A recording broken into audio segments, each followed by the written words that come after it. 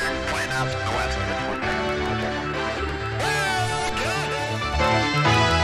Hello and welcome to On the Record. Those of you who joined us last week were probably amazed, as I was, by some of the latest research in the field of UFOs.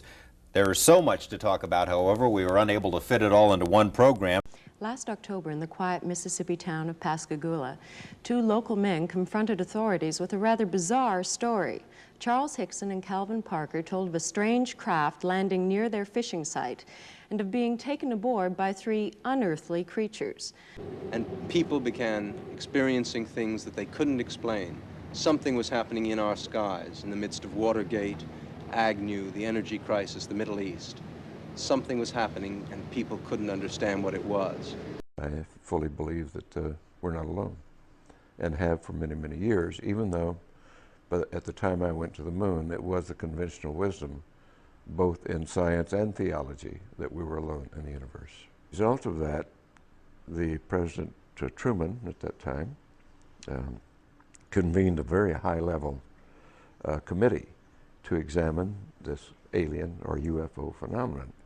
They did come to the conclusion that it was alien, and the military rightly came to the conclusion, if they're hostile, there's nothing we can do about it. Therefore, their choice was to deny it and to hush it up and create the National Security Act of 1947, which validated that deception and covered it up and allowed the group to go underground, as it were. And we've been living with that now for 50 years. It is really the beginning of the whole cover-up, the entire denial of this phenomenon, and the addition of dismissal, disinformation, misinformation to cloak and to discourage investigation, to misinform. It's just been continuous for many, many years now. We're all going against the wind. The wind's 120 knots to the west. Look at that thing, dude.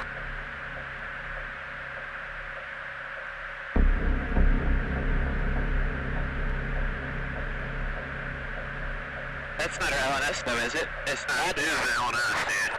Well, if there's another thing, it's rotating. We were sitting on the other side of the pier with our feet, you know, over toward the river, fishing in the river. And the fish still wasn't biting, so I told Calvin, I said, well, you know, we might as well go home. But I guess that was when I heard it. It was some kind of zipping sound. And when I turned around, in this area out here, about 40 or 50 feet out there, there was some kind of craft, you know. It looked like it's going to come right onto the ground. But it came on down and hovered about a foot and a half or 2 feet off of the ground. But we didn't know what to do, you know. The river behind us and that out there not knowing what it was. So, and then before we had time to really do anything, it seemed like an opening appeared. And toward the end, it was, you know, toward us. And the blue light, it had blue flashing lights as it was, you know, approaching the ground, but then they went out. And when the opening appeared, some source of light came from the inside. It was just almost blinding. So my guest again this week is UFO researcher, former state Senate candidate, and award-winning pilot John Lear. Mr. Lear, nice to have you here again. Always a pleasure to be here, George. To begin with, we have this concept of the people from other planets as little green men. Are they green from what you know?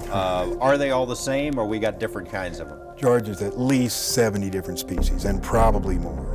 But yes, as odd as it sounds, there are little green men. That's not the ones we usually see, though. We see the little gray ones. They're about 4.5 feet tall. And we see the ones that are called the Nordics. They're about 7 feet tall, look like us, but they're invariably blonde hair and blue-eyed.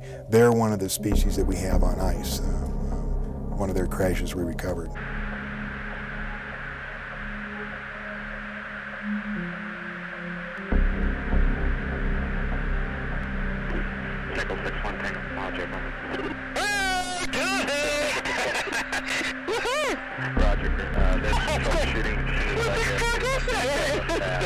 Did you talk box moving target? No, I took an auto track. Oh, okay. Oh my gosh, dude. Wow, look at it fly! Eventually it came away from the fear, I believe, of not being able to protect and do their duty to the notion of power and control, controlling the knowledge and the technology. And the group involved with that is still doing it. We have created our reality here, and we have created it right now rather badly, for it's not a sustainable reality. We have created, with our science and technology, instead of using it for the greater good, it's been captured by interest, greed, self-service, which is rife. And instead of using it, all of our technology and our brilliance and genius for greater good, we use it for self-service. And that's not going to work.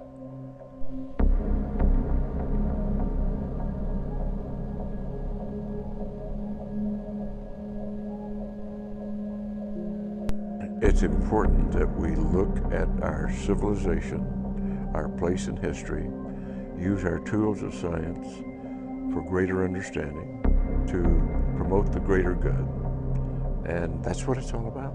Obviously, with different species, they have different motives. I mean, are there good aliens and bad aliens? Good from what aliens you know? and bad aliens, and all kinds of ways and reasons for interacting with us. Here on Kerrang, do you believe in life on other planets? Oh yes, there's not much question at all, but there's life throughout the universe. We're not alone in the universe at all. You convinced that we're not alone in the universe? Oh, I know for sure we're not alone in the universe. Now, have we by for sure where the other planet? No, we have not. Certainly not in our solar system. But they've identified quite a number of planets now that very likely could be life-bearing planets.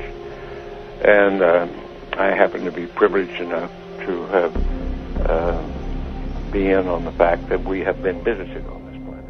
Aware of this object in the middle of my windscreen that I was driving straight towards. I carried on driving for about a minute, and then I realised that this wasn't like an ordinary plane or a helicopter or whatever.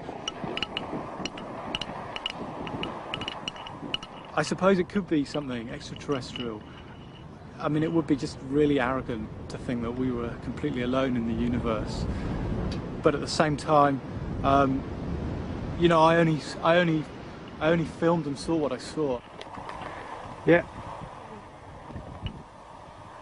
Well, to people who say that it must be a plane or something like that, I'd say, you know, just take a long, hard look at this thing, because it just doesn't look like any of those things. And, you know, I can't imagine how anyone could think it was anything like that. Together of where they came from and why they're here. Well, the whole thing started in July 2nd, 1947. That was the first crash. First crash of an alien spaceship. Of an alien spaceship. July 6th is when they recovered it and sent it to Wright-Patterson Air Force Base. July 7th is when they held the press conference and told the people it was a weather balloon, which the press bought hook, line, and sinker. September of that year, President Truman established MJ-12, and the purpose of that was to study the saucers and cover up the existence of UFOs. And you say we recovered alien bodies from that incident, right? 4 from that particular crash, yes. And what'd they do with them? They autopsied them. Dr. Detlef Bronk was the chief surgeon, so to speak. He was the one that named them EBEs. It stands for extraterrestrial biological entities. And we captured 3 live EBEs. They were numbered in their order of capture: EBE-1, EBE-2, and EBE-3. Where did we capture? Where did this happen? In different crashes. EBE-1 lived with an Air Force colonel between 1949 and 1952. The EBEs are kept in an electromagnetic facility called a YY-2. It was designed by a Dr. Eric Wang, who worked directly for Dr. Kissinger, who has been in this cover-up since the very beginning. The reason they had to create an electromagnetic facility is the fact that the EBEs are so advanced. They're at least 500 million years advanced from us, and probably more. They can move by thought. It actually flew, I'm not sure entirely, but I think it was right overhead. and it had sort of turned into like a black circle, and all I could see was just this kind of black circle. Of course, we could see them in the opening coming from, you know, when it started out to craft. But Did you think it was people coming out at first? Well, they had. I kind of thought it was people at first, you know, off like that. But of course, when they appeared there in front of me, it was the most shock I've ever had in my life. What did you see? Well, they were shorter than me. I'd say about 5'2" or 3", and they didn't have a neck. Their head, it seemed to come directly to their shoulders, and they had something. It came out to a point about where a nose would be, and on each side the ears. And I believe that they looked like they were a little longer on the ears than the nose. But still pointed the ears. They were still pointing, yeah. Another thing that happened here on March 4th, there was a documentary released on the best UFO photos that have been taken so far, including 1 minute and 38 seconds of videotape. Now, what happened is in November, this guy took these photos, took it into the TV station. They thought it was great, but nobody would believe it. So they spent 3 months checking the validity of the, authenticating the videotape and checking out the credibility of the witness. And when they had it all down, they put out this documentary, 30 minutes. I mean, it's ironclad. They're here. But do you think it got on the network? No, it was just showed locally in Pensacola. And the UFO phenomenon is real, although it's been covered up by our governments for quite a long time. Whoa! Hang on a minute. Well, this is big. So, whoa! This is all of this is quite a shock to me. Well, I'm sorry you haven't been reading the papers recently. It's starting to open up quite a bit. So you're telling me? Well, there's a lot of information to take on board. Hang on a minute. I mean, listen. I've heard crazy UFO nuts tell me this kind of thing before. I've never had Dr. Ed Mitchell, the sixth man to walk on the moon, a respected scientist in his own right, announce to me that we've been visited by aliens from other planets, and that they definitely are out there. There's no debating it. Well, that's the first time you've ever talked to me, or I've told you about it before. So you believe in the whole deal? There's more nonsense out there about this than there is real knowledge, but it is a real phenomenon, and there's quite a few of us. It's been well covered up by all of our governments for the last 60 years or so, but slowly it's leaked out, and some of us are privileged to have been briefed on some of it. I happen to have grown up in I don't even know whether you know this place, Roswell, New Mexico, where presumably the Roswell incident of 1947 took place, and I'm quite knowledgeable of the lore there, and since I grew up there. But I've also been in military circles and intelligence circles that knows beneath the surface of what has been public knowledge. That yes. Do you think it will be the case that there will be an actual disclosure on this, maybe this year, that the government will come out? I don't know whether it'll be this year in the United States, but certainly we've already had it in the last few years from the Belgian government, the French government, the Brazilian government, the Mexican government. They've opened their files and admitted that they had the files. Right, okay, let me get my head together. Okay, listen, here's what I know. I've had people on the show talking about the fact that the Catholic Church has said belief in life on other planets doesn't compromise your Catholicism. Of course, that just happened recently. The most firing at you. Do you have any personal knowledge of people who have been harmed or injured in efforts to cover up or conceal these extraterrestrial technology? Yes. Personally. Are we in regular contact, or was it a one-off crash, or? Well, no, there's quite a bit of contact going on. I can't tell you because I don't know all the extent of it. I don't know all the inside details because that isn't my really main interest. But the fact that we have been visited, the Roswell crash was real, and a number of other contacts have been real and ongoing, is pretty well known to those of us who have been briefed and been close to the subject matter. Right, okay, let me get my head together. Okay, listen, here's what I know. I've had people on the show talking about the fact that the Catholic Church has said belief in life on other planets doesn't compromise your Catholicism. Of course, that just happened recently. Yeah. In association with a major release, I believe, of the British government, some of the British government files. They weren't their deepest files, but there were some files released. Yeah. Now, do you think other people who were involved in the moon landings know about this? Some of them do.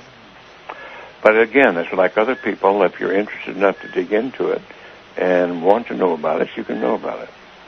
Because, man, listen, I don't want, I know you're a busy guy and I know there's other people who need to... Yeah, this phone, they're not leaving me alone with this other phone that's ringing all the time, and I'm by myself here. This has been easily one of the most significant conversations of my life. Unbelievable. I want to thank you for joining us. You bet. And Dr. Ed Mitchell, listen, you're a friend of the show, if you want to accept that friendship.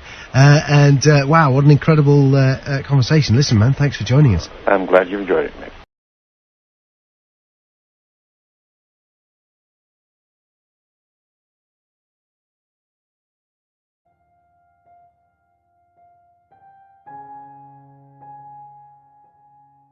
So, as part of this, as part of you knowing about this, and also going public with it, are you worried for your own safety with this kind of stuff, or are you convinced that the no, I think those days are gone. That used to be a concern among the people on the inside, but I don't think they're knocking anybody off for that anymore, or doing drastic things to them. What do you think the intent of the aliens is? Is it hostile or peaceful?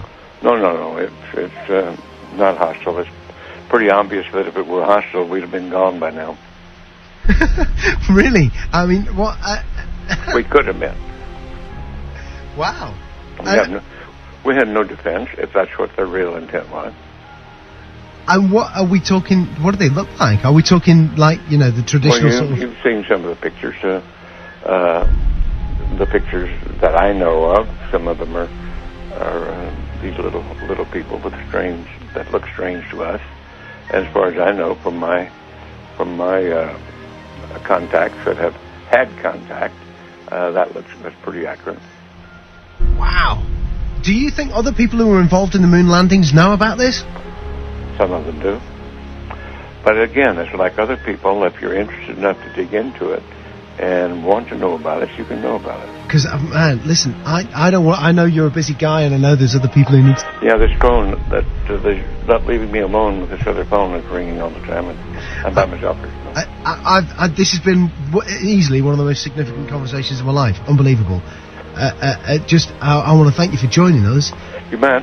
And Dr. Ed Mitchell, listen, you're a friend of the show, wow, what an incredible conversation. Listen, man, thanks for joining us. I'm glad you enjoyed it, Nick.